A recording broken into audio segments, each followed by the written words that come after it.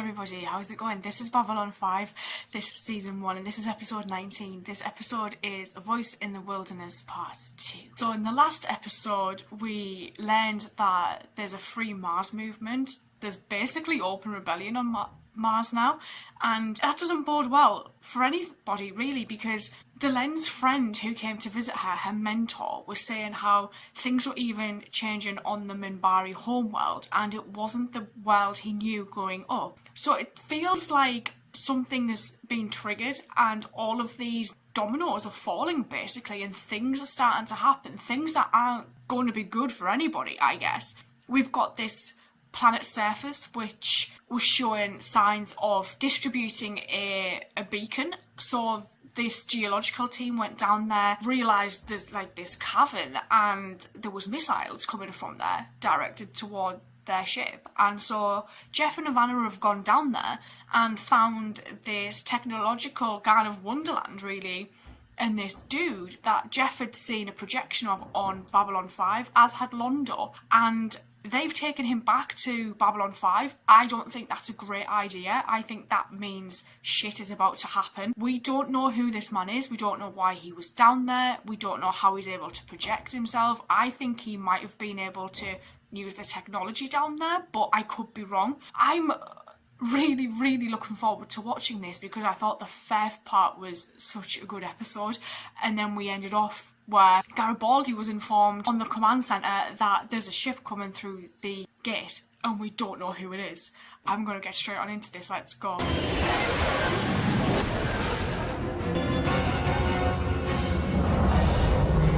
Who is it? It's an Earth Alliance heavy cruiser. This is Captain Ellis Pierce, of the Earth Alliance starship Hyperion. We are assuming control over this situation. Please stand by, Babylon Control. How is he? I've managed to stabilize his condition. Still trying to work out his biology. Sinclair. Commander, Captain Pierce is coming aboard. Yeah. He'll meet you in the briefing room. The Zocalo is accessible through all marked transport tubes. Look at Jeff's Gaming face. from 7 systems. Cushy. All the comforts of home. I've just gone over the message you sent upon your arrival, Captain. We were in hyperspace en route to the Vegan outpost when we received a countermand order from Earth Force Command. On whose authority? Office of Planetary Security. Oh, They relayed your reports on what you discovered on Epsilon 3. so they sent Based on people what you here to described, find out what it is. Civilian and military potential. But since this is neutral territory, every race on this station We'll is going fight to stake for a it. claim to what you found out. Londo was asking about Now, my it. orders are to make sure Earth gets first dibs and to protect this station when the other races get tired of being told they can't take what's ours. Now everybody's gonna wonder what's going on. A show of force. They know Bloody you're here. humans, every time. The patient is in med lab, his condition uncertain. Maybe a show of force will help in that situation too. This is a diplomatic station, and your kind of heavy-handedness is just Jeff, gonna make our job you're harder. already in bother, my This kind love. of help we don't need. Enjoy the accommodations, Captain. I'll do everything I can to make sure your stay here is a brief one. Garibaldi needs to calm down. Blown and shoot him in the dark. That'd take care of him. Just like magic. Magic? Want to see magic? I got a little magic trick for you. No, that's not it. I'll tell you what, I'll go home and look at my books, then I'll come back. If you're still talking I do trash like it when about it gives killing no Marzi, shits though. we'll try it again. Sorry, Commander. This decision comes from higher in the chain of command. There is nothing I can do. Earth Force Command has been obsessed with getting their hands on new technology. Now that they have the chance... When I assumed command of Babylon 5, I was personally assured by President Santiago that I had final authority over this sector. The revolt on the Mars colony is taking up a great deal of his time. It will. That's not my problem. And until I'm officially told otherwise, this is still my jurisdiction. I'll do what I can to secure that confirmation. I genuinely feel like this is all just being set up against Jeff the past few Yes. episodes. Something's happening down in Epsilon 3, Commander. On my way. A flight of ships departed the Hyperion a little while ago, headed down to Epsilon 3. Did they get through? Negative. Bring up tactical display. 4 of the Hyperion ships have been disabled in the last 5 years. Yeah, the The missiles. counterattack looks even heavier than when we were there. Captain Pierce on the link for you. Put him through. I wonder if they know Captain Pierce's Captain troops are Pierce, like... what's the idea of dispatching a more team down to the dangerous planet's than what surface Jeff and without checking Ivana with me were? first? You can't get near the planet's surface without a properly encoded jamming device. Why wasn't I informed? You didn't ask.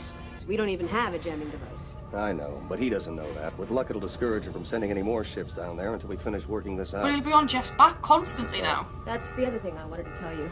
It started about the same time the Hyperion ships began their approach. What if that planet's not a planet? planet will start to break apart from the inside. Maybe that's the whole plan. Explode. That's maybe the point of it. Commander, if that planet goes, it'll take us with it. Oh. The Hyperion can get out of the way. We can't. There's power down there on a level that we've never even dreamed of.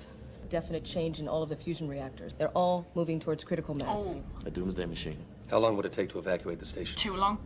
We're talking 250,000 humans and aliens. Shit. Have you informed Captain Pierce? He insists it's just one more reason why his people have to go down there. Now, my guess is that the planet is booby-trapped to keep it from falling into the wrong hands. Why didn't it start when the two of you went down there? Because there was still someone running the show. Give it another 12 hours, see if we can find a way around this thing. If not, we'll evacuate the station. We'll hold back making an announcement as long as possible. It's a good thing I'm Russian. We're used to hopeless situations. An Earth war cruiser parked alongside the station. Mysterious trips to the planet beneath us. Rumors that you have found someone down there and brought him back here. You did find something down there, didn't you? Something valuable, perhaps? My government has contributed substantial amounts of money to this station. Ambassador, do you really want to know what's going on down there right now? Yes. Don't tell him. Absolutely. Boom. Boom, boom, boom. Boom, boom. Have a nice day. You can never get a straight answer from anyone around here. How does he know his name? It's strange. I heard someone call my name. This way. Oh, Delenn, don't you dare risk yourself. Just thought I'd see how you were doing. Fine. Fine. Have a seat. Michael, I heard about the incident this afternoon in the Zoki. Yeah. The, magic trick thing. Michael, I need you sharp. You can't go off like that. The one woman in my whole life who meant anything to me, and she's back on Mars. The planet we're parked next to is about to go up like a Roman candle. What am I supposed to do, huh? There's some brass stationed on Mars that owe me a favor or two. I think it's about time they paid up. If we have to evacuate, you know we'll never get everyone off the station. Ambassadors, women and children, civilians go first. Some of the command staff will have to stay on board. Appreciate it if you could make sure Ivanova gets on the last ship out. Oh. She'll want to stay, but she's got her whole career ahead of her. She'll be on it if I have to drug her and toss her in before the doors close. Look, this is a restricted area. You're not allowed in But here. he's talking to him. He's the one. Patient is comatose. No, I'm afraid I'm going to have to insist that you leave. What are they doing? They can't just... Oh. You... Do not land. Do not approach. Destroy you. Oh. Captain, what the hell do you think you're doing? Our people have been monitoring the same activity you have. They assure us we can safely land on the planet. Captain, I've got 250,000 people in here. I'm not going to let you jeopardize their lives. What are you going to do, shoot us down? If that's what's required to protect this station, yes. Oh. Excuse me? He ain't Lieutenant playing. Commander, put Delta and Zeta flights on alert. Stand by for immediate launch. If you order your ships to fire on my fighters, you can kiss your career goodbye. I think he If you already go down has. there, we're dead anyway. Fighter Bay door's eye. Oh, Ivanova's all for this. She's like, yes. Stand by to launch. You're not going to win on the Jeffster. You're just not. Status. They're canceling the launch. Ship coming through the jump. Another one? We're being scanned. They're accessing our language and translation files. Who is this? We've got a signal coming through. This is Taka. We have your language files. We have been 500 years searching. We received its call signal. This world belongs to us. Give you 10 of your hours to move aside. The signal was not meant for them. It was put here to hide from them. I am Guardian. You've been here all this time? Watch this great place being built. That's how he knows their names, I guess. He's being able to watch Do not them. let them take the machine. It's not for this time. Arn, the planet is falling apart. Without Guardian, failed safe. Would you mind telling me what you were doing there in the first place? He had a voice. His spirits cried out to me in the night. You also saw him. As did Ivanova. Yeah. As did Londo. All we can do is hope he comes to pretty soon. We've got a little over 8 hours before all hell breaks loose out there. Ambassador Malari. I'm astonished, Delenn. Truly. Of everyone on this station, I never thought you would hold out. I don't think you fully understand what Dral is asking of you. Of course I do. Oh, God. One of us will not return. I swore that I would die on my feet, doing something noble and brave. We will go together. Somebody just grabbed the patient you brought back from the planet. Stop all outgoing traffic. The transport's heading down to the planet. What the hell? This is Londo, isn't it? Whoever's piloting that shuttle's a madman. Just like Rale's twins. The defense system isn't firing. It's letting them in. Lieutenant Commander, we got a shuttle coming out. I'm in pursuit of the transport. Garibaldi, catch them at maximum thrust. See if you can buy me some cover. Oh, they have to wear little breathers. What the? Yeah. What the hell are you two doing down here? Mr. Garibaldi, you may have noticed, but things are not going well down. It's not We stable. believe we can help. The machine that controls this planet needs a mind to run it. I will take his place. I can't allow this. There has to be another way. There is no other way. I came looking for a reason. He found one. A way to live out my remaining years with direction. I will save lives.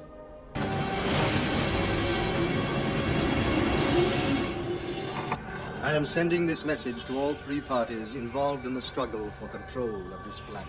It belongs only to itself and to the future. The secrets buried here must remain secrets. We entrust the safekeeping of this place to the Babylon 5 Advisory Council to make sure that this world is left alone until the time is right.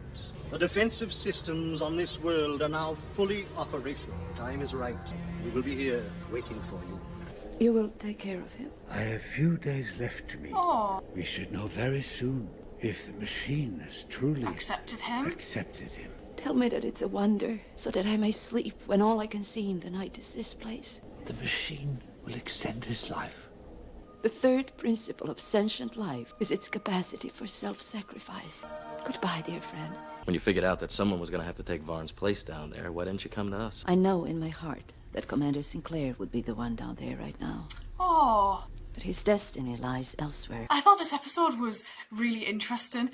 Knowing that Delen's friend is now kind of down there observing and being the guardian, it was a nice little way to do it, because at the end there, it was interesting to see how Delen was like, if we made this more public than what it was between her friend and Lando, the first person that would have volunteered to do that was Jeff. And then her saying to Garibaldi, his destiny lies elsewhere. I'm like, whoa, Delen, you're kind of branching out a little bit there with the little bits of information you're giving to people.